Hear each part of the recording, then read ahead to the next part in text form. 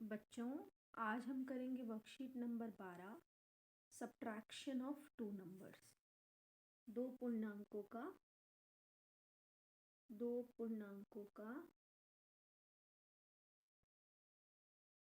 घटाना। देखो, जब हम दो पूर्णांक, पहली बात हम ये याद कर लें कि पूर्णांकों का अपना एक चिन्ह होता है, या तो वो जमा के होते हैं या वो घटा के होते हैं। अब जमा के दो पूर्णांकों को हम घटा रहे हैं, ठीक है। तो हम इसको कैसे करेंगे? हम हमेशा ज़ीरो पर खड़े होंगे। अब हमारा क्या है, जमा चार हमारा सीधे हाथ की तरफ होता है, +4 हमारा राइट साइड पर होता है। तो हम यहाँ से 4 कदम चलेंगे, 1 कदम, 2 कदम, 3 कदम और ये 4 कदम, ठीक है। 4 कदम हम चल लिए।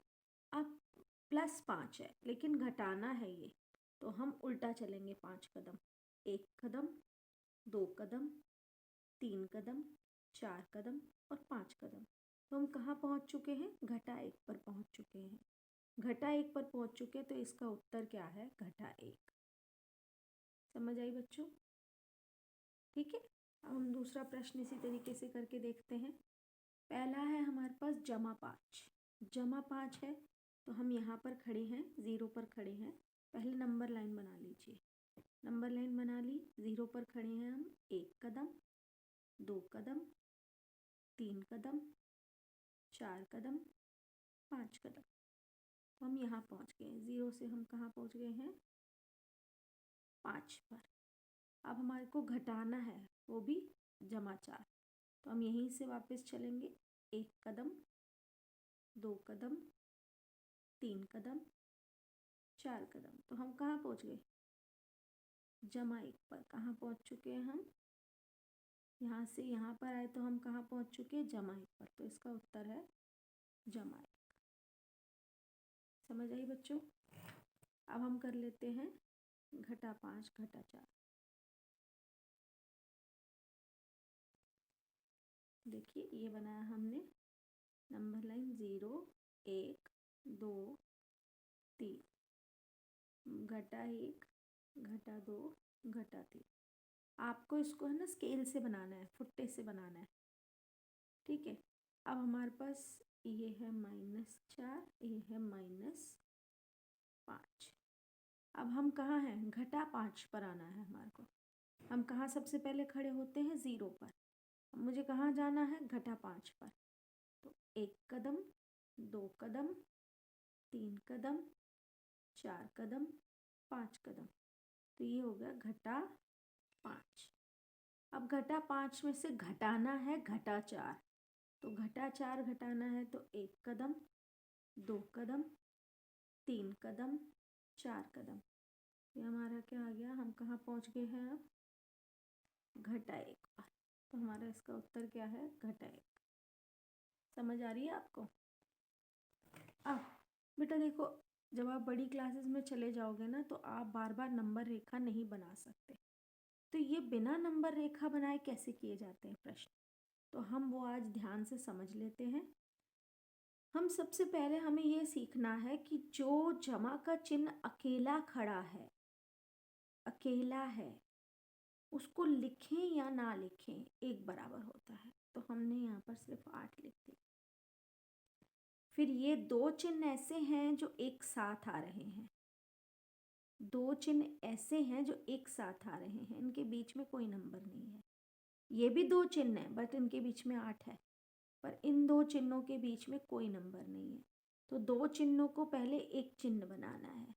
तो घटा जमा, उल्टे चिन्ह ना, जब भी उल्टे चिन्ह होंगे तो आप घटा का चिन्ह लगाएंगे। 6। अगर यहाँ पे दोनों जगह पे सेम चिन्ह होते, समान साइन होते, तो आप जमा का चिन्ह लगाते।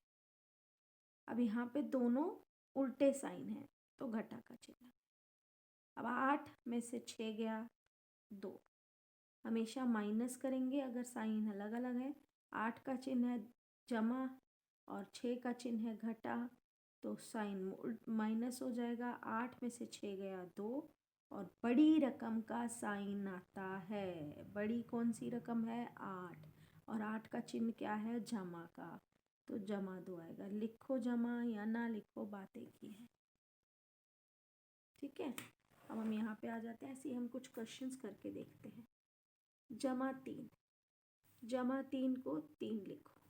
ठीक है, अब ये दो चिन्ह इकट्ठे आ रहे हैं, इनके बीच में कोई नंबर नहीं है, दो साइंस के बीच में, और दोनों साइन उल्टे हैं, एक घटा का एक जमा का। तो हमेशा जब उल्टे साइन आते हैं तो हम घटा का चिन्ह लगाते हैं। घटा 5। अब 5 में से 3 घटाओ या 3 में से 5 घटाओ, बात एक ही है। क्या आएगा? 2। अब चिन्ह कौन सा लगेगा? हमेशा बड़ी रकम का। अब यहाँ पे बड़ी रकम क्या है? 5। 5 का चिन्ह क्या है? घटा का। तो हमारा क्या आएगा? घटा। समझ आया? ठीक है, अब घटा 2, घटा 2 -2, -2। अब ये दो चिन्ह देखो, इनके बीच में कोई नंबर नहीं है। जब भी -7 है, सॉरी बच्चों, जब भी अभी अभी आपको बताया है, अगर दो साइन के बीच में कोई नंबर नहीं है तो आपको एक चिन्ह एक साइन बनाना है।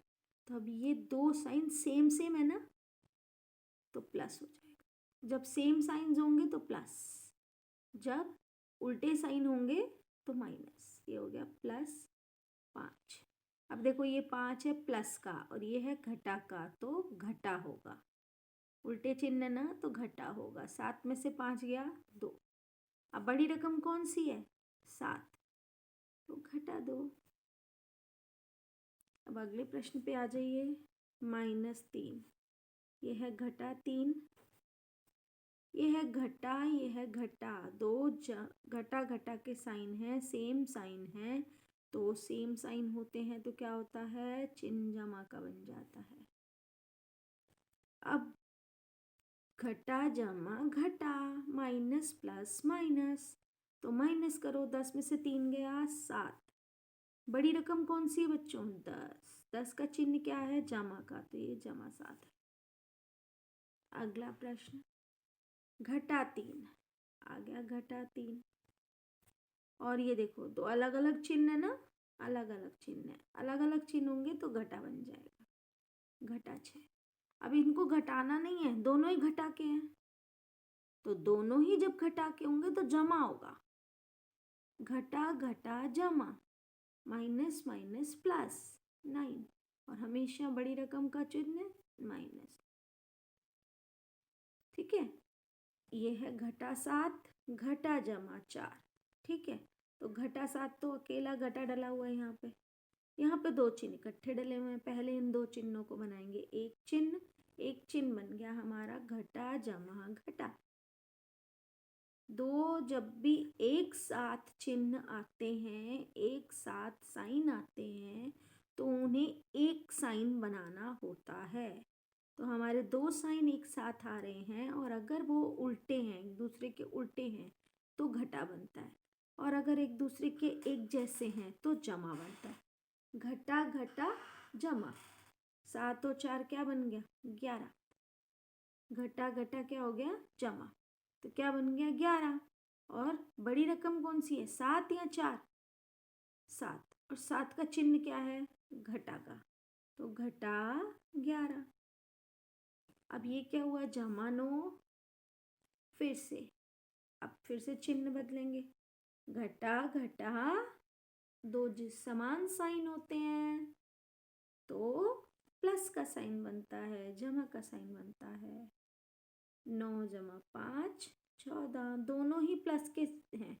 ये प्लस का, ये प्लस का, प्लस प्लस का, तो साइन भी प्लस का। बड़ी रकम 9 है पर 9 का साइन भी प्लस ही है। अगले पे आ जाओ, +7, और दो साइन इकट्ठे और वो भी सेम सेम साइन होते हैं तो प्लस बनता है। 7 और 8 बन गया 15। हो गए हमारे क्वेश्चंस। समझ आई? आपको एक बारी रिपीट कर देती हूँ बेटा, कि जब भी दो चिन्ह इकट्ठे होते हैं उन्हें एक चिन्ह बनाना पिछली कक्षा में सीखा था जमा जमा जमा होता है, जमा घटा घटा होता है, घटा जमा घटा होता है और घटा घटा जमा होता है। फिर से लिख लेते हैं, जमा का एक चिन्ह और घटा का। जमा घटा घटा होता है, जमा जमा जमा होता है, घटा जमा घटा होता है और घटा घटा जमा होता है। ठीक है, ये बातें आपको याद रखना। ठीक, कोशिश कीजिए। ठीक है बच्चों, ओके।